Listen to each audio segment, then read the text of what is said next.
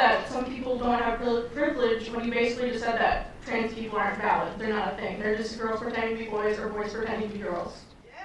Okay. Like, okay. Oh, someone's excited. Okay. Sex is biological, but gender is a completely different thing. No, gender is not disconnected from sex. So. It's not completely disconnected, but it's still a cultural thing. It's still from society. It's okay. No, it is not in the mind. Okay, you're not a man if you think you're a man. And I didn't say pretending, or if I did, I shouldn't have said pretending. Let me amend. You said playing. Okay, I said a boy who thinks he's a girl. That's the usual phraseology I use. Not playing. I usually say a boy who thinks he's a girl or a girl who thinks he's a boy, which is technically what we're talking about here. As far as the actual psychological issues at play, it used to be called gender dysphoria or gender identity disorder. Now they call it gender dysphoria. The idea that sex or gender are malleable is not true. Okay, and I'm not denying your humanity if you're a transgender person. I am saying that you are not the sex to which you claim to be. You're still a human being, and you're a human being with an issue that I wish you Godspeed in dealing with in whatever way you see fit. But if you are going to dictate to me that I'm supposed to pretend that men are women and women are men, no. My answer is no. I'm not going to modify basic biology because it threatens your subjective sense of what you are. Okay, but you're still saying these kids should not be accepted because they don't really fit in either place? They can't just I'm saying that the Boy Scouts have a standard. You must be a biological boy to be a Boy Scout. You have to be a boy to be a Boy Scout. Where's that written though? Okay. In the name Boy Scouts. Because this is a very because for all of human history, boy meant boy and girl meant girl. Boy did not mean girl. People are breaking our same-sex culture. And if I call you a moose, are you suddenly a moose? Okay, if I redefine our terms. No, yes, that's right. Men and women are a completely different thing. This is true. Have you ever met a man or a woman? They're completely different. It's a completely different thing. You can't just say you're a cat. It's not a thing. It's genders. It's not saying you're okay, why is that? I don't understand. Why? Okay, let me ask you this. Okay, I won't ask you how old. I will ask you how old you are, okay? Because you're young enough that it's probably not insulting to ask you. So. I'm 22, so I'm probably young and naive, right? No. Why aren't you 60? Why aren't you 60? Because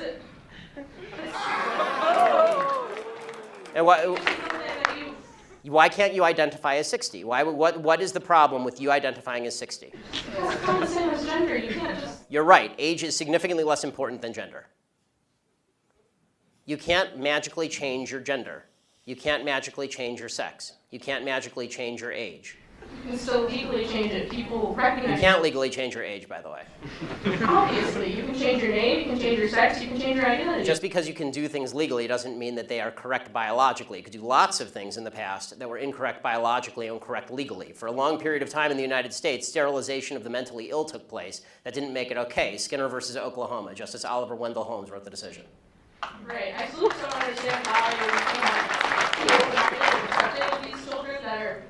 It's not a matter of open-minded and accepting. I want them to get treatment that they see fit, but that's not involving me. The idea behind the transgender movement as a civil rights movement is the idea that all of their problems would just go away if I would pretend that they were the sex to which they claim membership.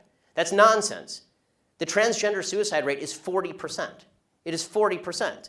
And according to the Anderson School at UCLA, it makes no difference. There's a study that came out last year. It makes no difference, virtually no difference, statistically speaking, as to whether people recognize you as a transgender person or not, which suggests there's a very high comorbidity between transgenderism, whatever that mental state may be, and suicidality. That has nothing to do with how society treats you. Do you think it could be because of they're bullied at school? No, I don't think that. I do not think that the discrepancy. I do not think the discrepancy. First of all, I'm against bullying of any sort. Okay, the idea that somebody would beat somebody up is terrible. Okay, as somebody who's viciously bullied in high school, I'm not a fan of bullying. But the idea that the normal suicide rate across the United States is 4%. The suicide rate in the transgender community is 40%. The idea that 36% more transgender people are committing suicide because people are mean to them is ridiculous.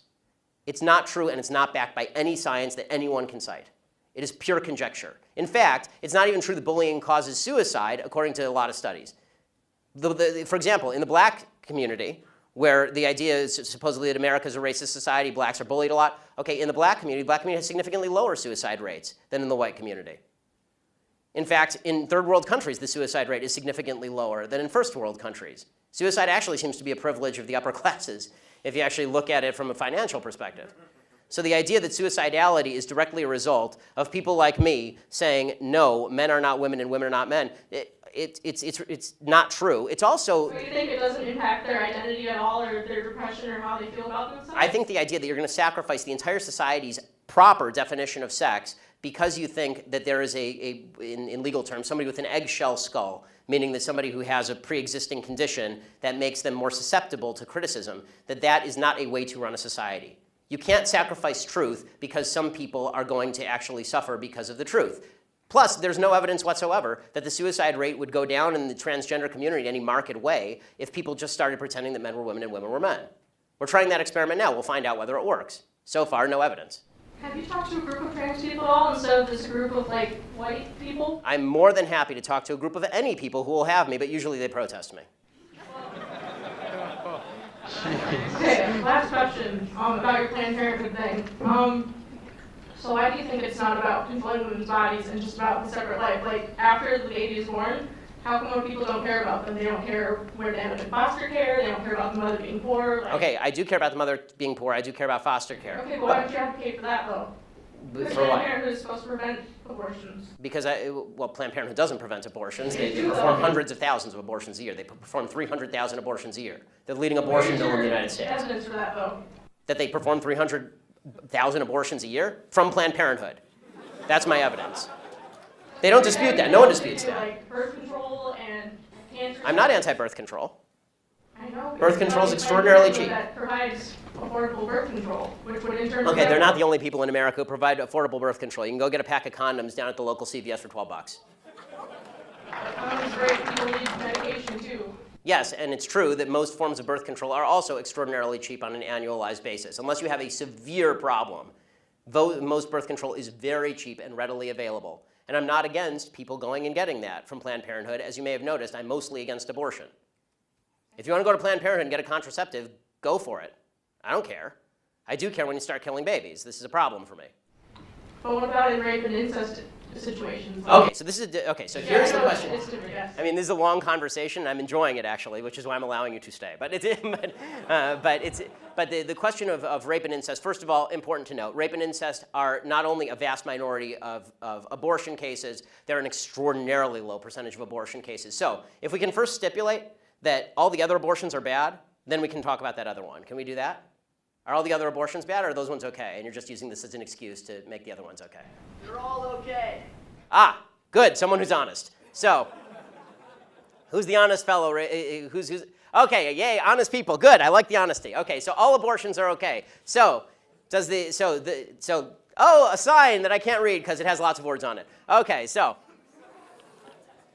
I have one question for you and one question only on abortion. Does the vagina, the vaginal canal, magically confer personhood? Answer, does the vagina magically confer personhood? Yeah, raised hands are okay. You, sir. No, the first breath does. The first breath confers personhood.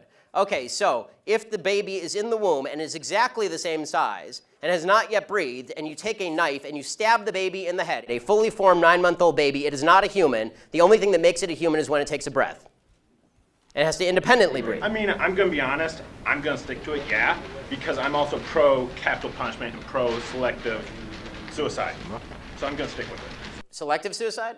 Yeah, I assume you mean elective suicide. I mean elective suicide. Elective suicide. Okay. Yes, I'm not going to make someone commit suicide. Okay, that's good, because that wouldn't be suicide, that'd be homicide. That, by the way, I'm for capital punishment too, because people who kill people should be killed, but babies who have not killed people should not. And this is my basic position on abortion. So let me but I'll get your answer because you're the one who asked the question. Are you willing to stipulate that all the other abortions are bad, just rape and incest bother you? I mean, no, I believe a woman should have the right to abortion. Got it. So it's an excuse, right? So it's an excuse so that we can say that, so that we can take the marginal case and then say that the marginal case applies to all cases. Okay, that's again faulty thinking. But if you want me to answer specifically on rape and incest, here is my basic answer: rapists should be castrated or killed. You shouldn't kill babies. End of story. But are they ever castrated and killed? Most rapists don't even get convicted. I agree, and that's usually the left side of the aisle because the left side wants to let them out after 5 years in prison. I want them castrated or killed. I'm telling you what my belief is. My belief is not public policy at the moment. But I think, would you agree with me on that one? Can we at least get a little agreement to finish this particular parlay? Okay, Should rapists be castrated or killed? Well, yes. Okay, good. Yeah, okay, we agree. Thanks.